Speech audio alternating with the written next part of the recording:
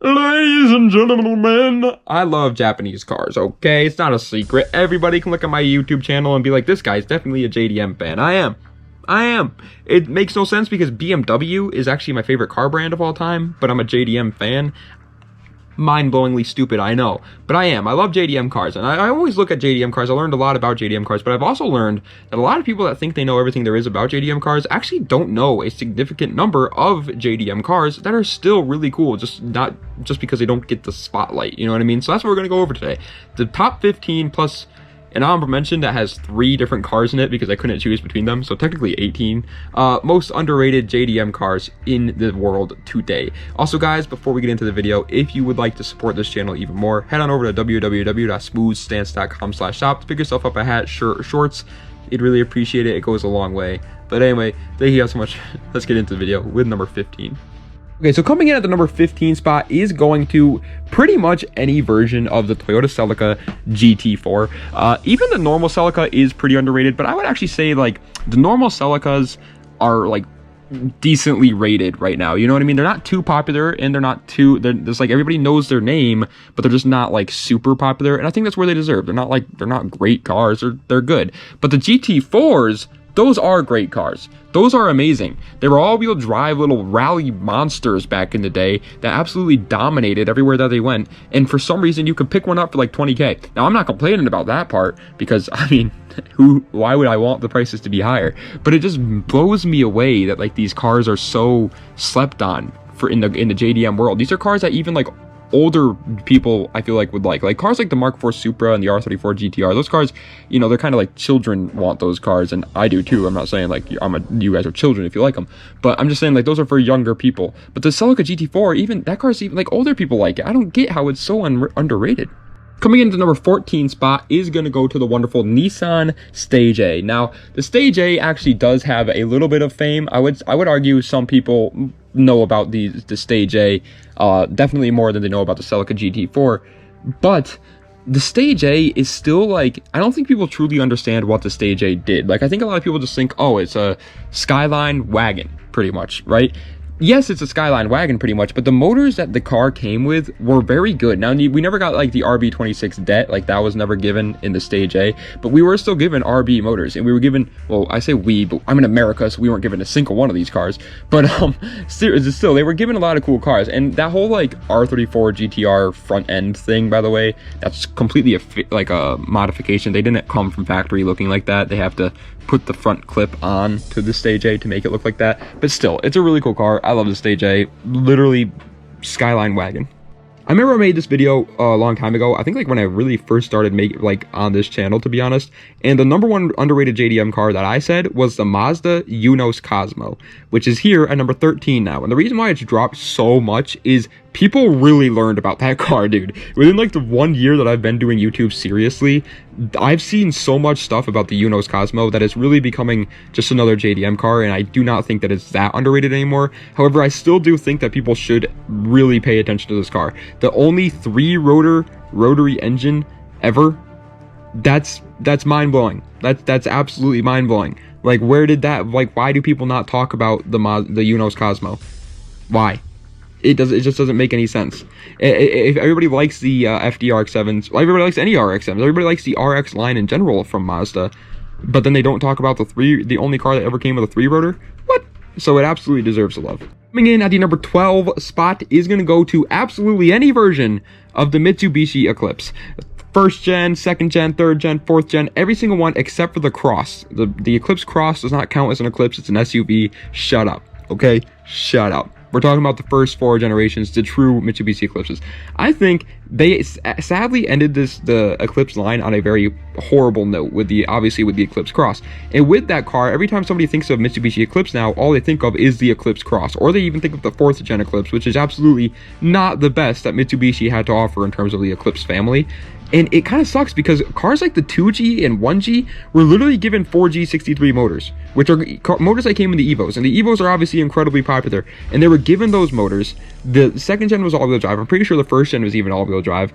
They were great cars, like absolutely incredible JDM cars. And they're just, like, no one cares. Coming in at the number 11 spot, however, is a car that I would say people are starting to talk about more on my channel just because I've mentioned it so much, but in the general scheme of like the entire car community, nobody really talks about it's the Subaru Brat. Now I understand why people don't talk about the Brat. Okay, most people that like JDM cars, they like the little sports cars, right? Like the S chassis, the freaking Z chassis, the Miatas, the MR2s, Supras, little tiny sports cars that are fast around the track and nimble, right? And the Subaru Brat is kind of the opposite of that. It only has 80 horsepower. It's lifted. It's pretty much a truck. It's not what JDM car guys usually like. But I think they should. I really do. It's just so unique. Like, no companies really do stuff like this, you know? Chevy did it with like the El Camino, and look how popular that was. Every company that ever has done something like this crazy. The car's been completely like accepted but besides the Brat, and I don't get why. Coming in at the number 10 spot is going to go to the Toyota Mark II JZX90. This is pretty much the little brother to the wonderful JZX100 Chaser. Everybody knows about the JZX100. That car is overrated. But the JZX90 is literally like, imagine the Toyota Soarer Z30, right? You take the Soarer Z30, which is the SC300 to us. You take that car and compare it to the Mark IV Supra. That is pretty much how the JZX90 is compared to the JZX100 Chaser. It's literally just like the little brother version of the bigger car. And it's, yeah, so obviously it's not as good as the Chaser is in terms of performance, but it is criminal how much people just completely forget about this car as if it doesn't even exist just because it's not as good as the JZX100. Not every car has to be as good. It's kind of like the Mark IV Supra problem. Everybody that talks about the Mark IV Supra only talks about it if it has the twin turbo 2JZ GTE, obviously, but the normal 2JZ was still a good motor. It was still a good car even without the two turbos. Coming in at number 9 is definitely a car that's getting a lot more praise lately, but I still think it deserves so much more. It is the Nissan Laurel C33. It is not often that we get big luxury sedans from Japan, and it's not even oftenest, whatever the word is I'm looking for there. It's not even more often that we get them that are actually somewhat sporty, and that is exactly what the Nissan Laurel C33 did. Now sadly, we never got that car over here in the wonderful states of America, so I was kind of sad and crying when I found that out. That's only an import car, but either way, the car is incredible. I'm pretty sure, if I'm not mistaken, it comes with an SR. If that's the case, sign me up. No, it doesn't come with an XR. It comes with an RB20, RB25. I can't remember right now, but it comes with a good motor. It has 4 seats. It's a long, luxurious ass Nissan that's reliable as hell, and it still is fast and fun to drive. Why don't you like it?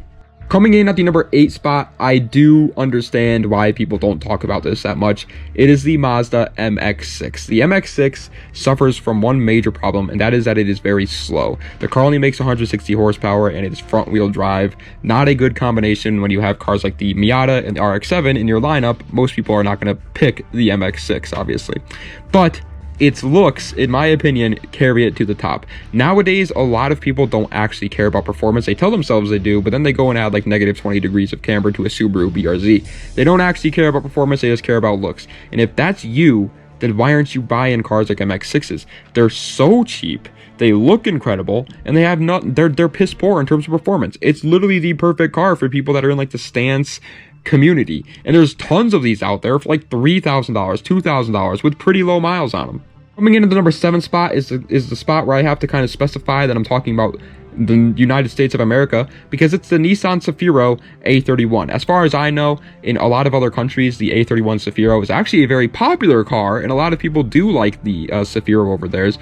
However, in the United States, we don't talk about it enough. There's not even in the drifting community, whereas like cars like the Laurel and the JZX90 that we talked about earlier, those are both cars that like in the drifting community, they do like them, but that's it. Everybody else kind of just like forgets about them.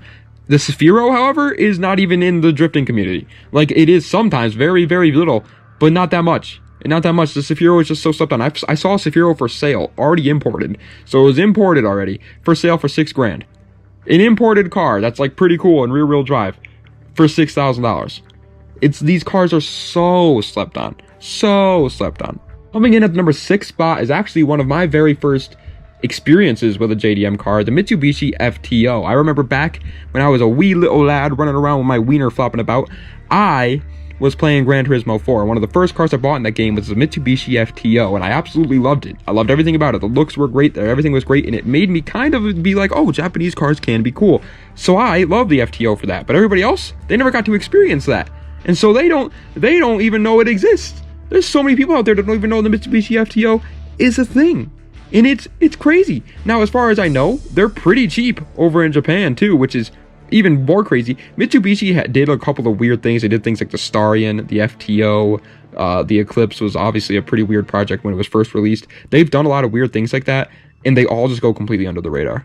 Coming in at number 5, barely breaking its way into the top 5, is absolutely any Honda Accord.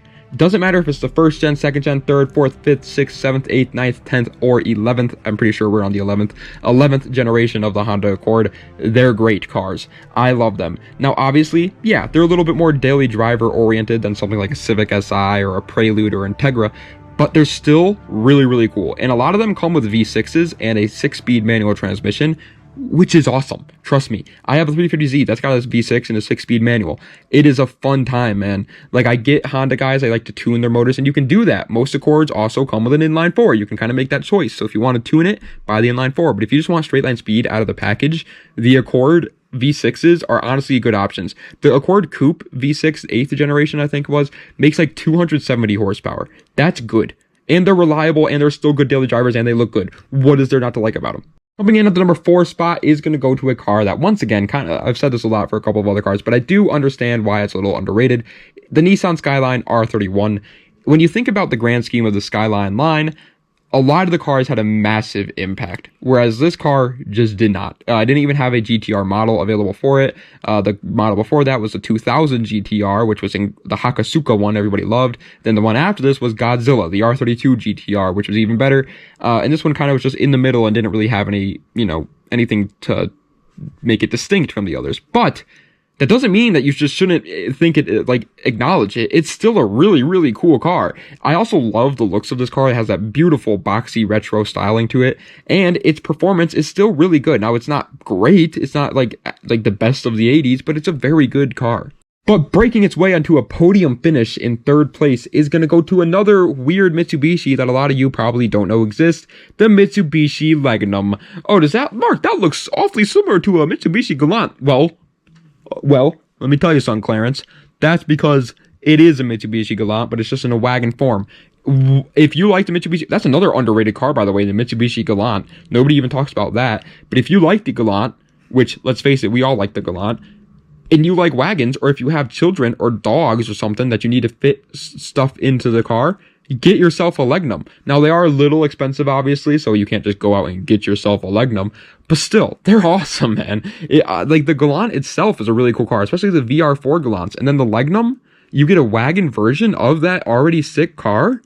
Count me in. It's just like the Stagea. Count me in. Coming in a 2nd place, getting the silver medal, if you ain't first, you're last, Ricky Bobby. It's the Nissan Pulsar GTI-R. That's like a mixture of a Volkswagen Golf GTI and a Honda Civic Type R. What? Anyway, Pulsar GTI-R was like this rally little monster thing back in the day that looks so simple yet so aggressive. I love it. But it had an SR20 in the engine bay. That motor, in case you don't know, is a motor that they were putting in the Silvias. Okay, the S13, S14, S15, they had an SR20. And this little hatchback had it. Now, it is front-wheel drive, so you're going to take that into consideration. You ain't drifting this bad boy, but it is baller. It was good at rally racing. It looks incredible. They are getting a little expensive for sure, because people are starting to learn about them, especially since Forza actually added a Pulsar GTI-R into their recent Horizon title, which made me a happy camper, but still, they added it in there. But you need to talk about it, man. If you are a Nissan fan and don't know this car exists, you're not a Nissan fan. Honorable mentions time, baby. We're going to speed through these. I got 3 of them for you, and I'm only going to include in the background the brand new Acura NSX. All of these are Hondas. I figured it would be a pretty boring list if I just included a bunch of Hondas, so I decided to throw them in the honorable mention spot. But the Honda Prelude 4th generation, Honda Del Sol, and the brand new version of the Acura NSX are all incredibly underrated. The Prelude 4th gen is overshadowed by its 5th gen brother and 3rd gen 4-wheel steering brother. The Honda Del Sol is massively overshadowed by the CRX and Civic, obviously. And then the new Acura NSX didn't live up to the old NSX name, and so now everybody thinks it's just a bad car when that's absolutely not the case. It's still good, it's just not as impactful as the first gen NSX. But first place, in my opinion, the most underrated JDM car in the world is the Toyota Soarer Z20. This is the one that came before the SC300, SC400 generation of Soarer, and it's got this boxy yet so narrow and aggressive little body style to it that looks so retro and just perfect. Think of the R31 Skyline and then just make it sexy. Like, put makeup on it, and that's what the Soarer Z20 looks like. On top of that, it was actually pretty decently quick. It was luxurious. It was an innovative ass car too when it came out. Dude, this thing had so much new tech on it that nobody had seen before. It was super luxurious. What is there not to like about the Soarer Z20? Are you looking at it right now? Because I'm going to have videos in the background of the car. So are you looking at it? If you're not looking at it, look at it. Look at the car. Because it's sexy. It is so gorgeous. There's literally nothing wrong with the Soarer Z20. I love it so much. And the fact that people don't even talk about it, let alone actually like buy these, is just, oh my god, it hurts. It hurts. Just at least talk about it. Go tell your dad. Go tell your dad that the Soarer Z20 is a cool car. If you don't have a dad, or if your dad passed away, rest in peace, first of all, then go tell your mother. If you don't have one of those either, go tell whoever you're staying with. If you stay with somebody, tell them. If you don't, call a hotline and tell them. Tell them about the Soarer Z20 because people need to know about it, okay? But ladies and gentlemen, that's the end of today's video of the 15 most underrated JDM cars in the world, in Mark Roden's grand old opinion. I hope you guys enjoyed. If you did, please be sure to like, comment, and subscribe to the channel for more content just like this. Did you like that, boys? I hit out into a harmony right there. Call me the next Beatles. I'm gonna be called the Beetlejuice. Yeah, I love that guy. He's funny. But anyway, thank you guys so much for watching. I appreciate it. Let me know what other content you'd like to see. Let me know like good, bad, and uglies. I want to try and put the front lip on my Acura Integra. I might have to end up doing it by myself because my friends are always busy. And I mean, I could easily do it by myself. I just wanted to have more people there so the video is a little bit more entertaining for you guys. But maybe I'll have to do it by myself. Who knows? But anyway, thank you guys so much for watching. I appreciate it. Das Vidania, and have a nice night.